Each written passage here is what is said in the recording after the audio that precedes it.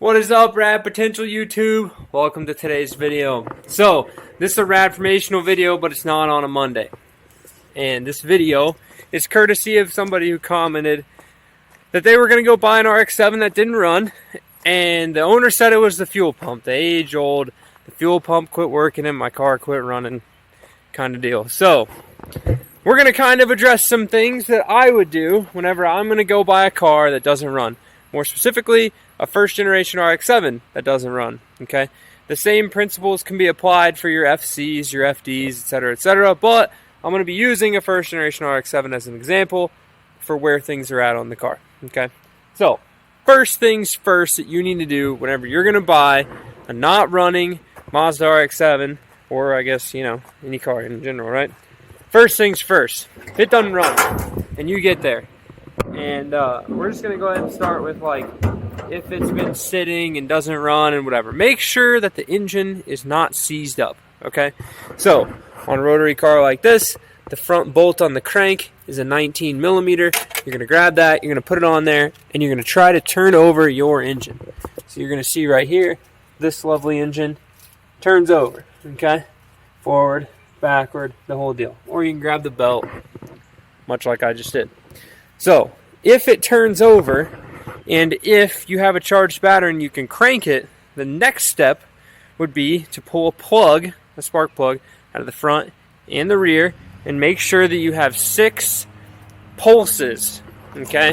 So what you want to do is you're going to pull a plug out of the front rotor housing, all right? Right down here. Pull one of these plugs out. Crank the engine over. If you get psh, psh, psh, psh, psh, consistently, right? There's no gaps. It's not like psh, psh, psh, psh, or just psh, psh, psh, right? You want consistent noise. That means that each face of your rotor is making compression, okay? Ultimately, get a compression tester, put a compression tester on it, and do that before you buy the engine, or before you buy the car, right? If you have a friend that has one, borrow it. If you know somebody that has one that charge you $80, $100 to use it, it's worth your $80 to $100 to know, okay?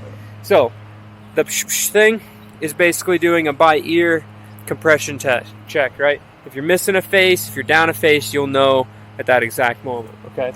So, at that same exact point in time, once you have the plugs out, you're going to be able to see if any sort of liquids come out of the combustion chambers, right? Whether it's coolant, whether the end of the plugs look rusty, whether there's a bunch of oil or fuel or rat's nest or all sorts of crap down in there, right? So take that into consideration as well when you get the plug out. Just do a general inspection. You might crank it over and a whole bunch of water might shoot out of there. You never know, because coolant seals can make Rx7s hard to start. So, the next things, all right, this is going to get into your fuel pump part.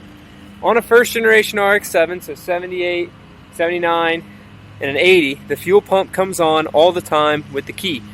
An 81 to 83, I don't know if it comes on all the time with the key or not, but I do know for an 84 to 85, the fuel pump will only run if the engine is cranking or if it sees ignition, okay?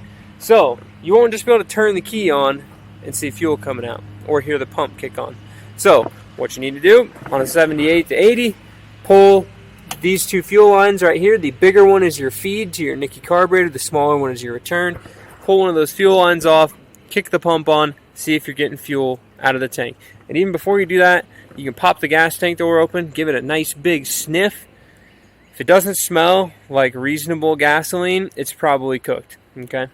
So, if you're getting fuel to the carburetor, then the next step would be to see if fuel is coming out of the float bowls and flooding into the engine, right? So when you have either the pump on or you're cranking or whatever, make sure that when you hit the throttle pedal, right, or crank the throttle, that the accelerator pump squirts fuel. If the accelerator pump doesn't squirt fuel, no matter how much you pump that thing, it's not going to start.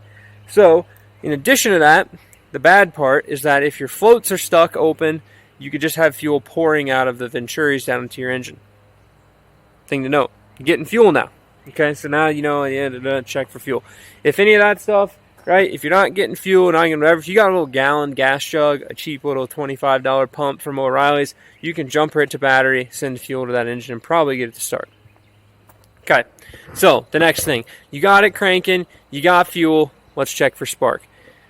While you had your plugs out of the engine, leave the plug hooked up into the plug wire. Set it on top of the engine so it grounds, crank it, see if you have spark. If you don't have spark, first few things to check. Some people, when they work on cars, don't put them all the way back together, or the car broke and they never know. So pull your cap off of your distributor, 2 clips. Make sure that 1, the button in the middle, this little button, is still functional and works. 2, that the button's contacting the rotor. And 3, that you actually have a rotor inside your distributor. Sometimes people will take that stuff out. So make sure all that stuff's intact. You're getting good stuff. The second thing, if the person that you're buying this used car from that doesn't run has been working on it, verify the firing order. Okay, so you're going to see on top of your distributor, leading 1, trailing 1, leading 2, trailing 2, etc. Make sure those are all going to the right place. Over here, verify that your coils are in fact plugged into the right thing. Okay, so I believe trailing's in the front, leading's in the back. Trailings are the blue ones. So just keep that in mind, right? Check all that stuff. The next thing, I would bet that for a 79 and then 78 is going to be the same, but for a non-point style ignition system, so 1980 to 85, you're going to have a 12 volt signal at the coils. Okay, so you need to have 12 volts across your coils, or I guess just 12 volts to the coil to ground to this side. So 12 volts from here to here. What that's doing is to giving the coils power. The next thing is that the other side of the coil goes to the distributor to see a signal and to tell it to fire. So verify that you have all of that stuff, right? Now, if you got compression, you got fuel, and you got spark, and it still won't start, then one of those 3 things is not good enough. Most likely, if the engine's been sitting, it's probably going to have some stuck seals. It's probably going to be low compression. Or it might have just been parked because it didn't start, and the previous owner didn't tell you that, right? They're like, oh, it didn't start, but then they checked to see if it had fuel, and it just didn't have fuel as well, or wasn't getting a bunch, right? Make up some fun story. So the thing to do with old rotary engines is to go ahead and, especially if you have a carburetor, you can pop the air cleaner off right down the center of the carburetor, which the carburetor for this one is laying down in here, so you can see right there. So take some 2-stroke oil, some Marvel Mystery Oil, regular engine oil, and pour it down into the carburetor. You're going to need to hit the throttle so that the blades open up, but pour it down into the carburetor. Okay, so once you've poured a bunch of oil in your engine, crank it over a little bit, pour some more oil in it, and then crank it and try to start it. What that oil does is it's going to seal up that combustion chamber better than if the oil wasn't there, right? And when it seals it up, it'll probably start, and then it's also going to smoke out the whole entire neighborhood. So if you live in like a nice, lush, fancy neighborhood, and you just hauled your nice Rx7 home on a trailer, and it won't start, it's 7 o'clock at night, your neighbors are having a pool party, I would not suggest starting your car with a bunch of oil in it, because it's going to, well, they might appreciate you because you're going to kill all the mosquitoes, but it's going to smoke a bunch, all right? But it'll probably start. So on a fuel-injected car like this one, this GSLSE, it gets a lot harder to oil down the engine. So there's a port right here on top of the engine, right there above the G and the I. See that port? Now, if you have a little oil squirter, right, or a 2-stroke bottle with the little nipple on it, you can squirt oil out. That's where I would go to squirt the oil in. You're only going to really oil down the rear rotor from that spot just because of how the engine's canted and this, that, and the other, and the plenum and all that stuff. But that's still more oil than it had in it before. And if you're, you know, good at doing whatever, you can probably just pop the upper intake manifold off pretty quick on these SEs. It's really not that hard.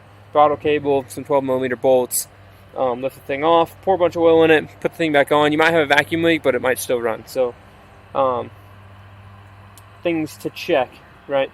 In this car, you can see the distributor is much different than that of the 78 or 79 over there. So now, if you need to troubleshoot your fuel pump, okay?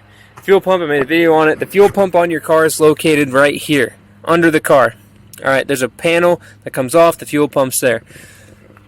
On those and on these. Now, they both have a fuel filter down there as well, which could be very useful in replacing, checking, making sure fuel is actually getting through it, and that whole ordeal. So, That's that. At the very beginning of all this, you should have checked the oil in your engine just as well. Usually for first fire up, I don't necessarily make sure there's coolant in it or not, because if there isn't coolant in it and it starts, and then when you put coolant in it, it doesn't start, you know the coolant seals are cooked.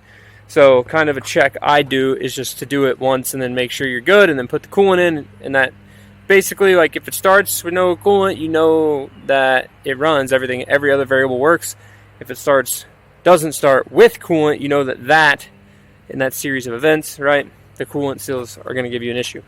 So I have another couple videos discussing all sorts of things about rebuilding rotary engines, things you should look for, etc., etc. I also have a video kind of going over some of the rust problems on these cars as well. So feel free, if this is your first time on the Rad Potential YouTube channel, please go ahead and cruise around, check out some of the other videos. Sorry, I'm closing a hood. Cruise around, check out some of the other videos. Let me know what you guys think, especially on just, you know, my general consensus when you're coming up to buy one of these cars. I mean, I would just go through there and crank it over by hand, make sure the motor's free, crank it up, bring a battery with you, bring a jump box, you know, etc., etc. If you got a voltmeter, you can check all the sparks and stuff. The real, like, mean thing to do is to show up to buy a not running car, and I've done this. You show up to buy a not running car, you put a battery in it, you figure out some things, you tweak on it a little bit, pay the guy first, make sure you do that, then you get the car fired up and drive it on the trailer. So just so you know, you can probably do that in some cases, but these cars are getting old. So if it's been sitting for a while, has it's not running, whatever, the exhaust is probably going to blow out and be loud. You know, the fuel lines might be rusty. Don't trust your brakes at all. Like, hit the brakes pretty hard a few times, like without going very fast, just to make sure the pedal's not going to burst the line and do that, this, that, and the other. But it's honestly been a while since I've bought a car that runs. I guess my Corvette and the Rx8. Maybe it's not. Maybe it hasn't been. Well, I'll say it's definitely been a long time since I picked up a first-gen Rx7 that runs. Most of the first-gen Rx7s and other Rx7s, rotary-powered vehicles that I buy, are typically not running and are typically very far from that point in their life. So, anyways, I think that sums that up. So, if you're going to go buy a used car, going to go try to get one running that hasn't been running in a while, definitely, that's my first list of things I would check. Usually if someone's been tinkering on it, the timing probably won't be too jacked up. You know, you're just going to have simple carburetor issues, simple fuel pump issues, stuff like that. Not running doesn't necessarily always... Man, my camera's washing out. Not running doesn't always necessarily scare me away from something, especially if you're going to pay good money for it. But not having a good engine does. So if you're able to compression test the engine to make sure that it's good, do it. It's key. It's worth your $100 to save you the hours of headache later, right? As I know what I put a value on my time at, and $100 doesn't buy much of my time. So make sure compression, fuel, spark, science, make your car run. Go check out all the other videos. There's tons of more in-depth troubleshooting videos on this channel. And as I was alluding to earlier, thank you guys very much for tuning in. Comment below with any questions on any sort of thing that you have first-gen Rx7 related. I can do my best to point you to a video, recommend a video, or make a video on it. So, thank you guys very much. We'll see you in the next one. Keep it rad. Buddy! What are you doing? What are you doing? What are you doing? You hungry? Let's go eat. She's always hungry.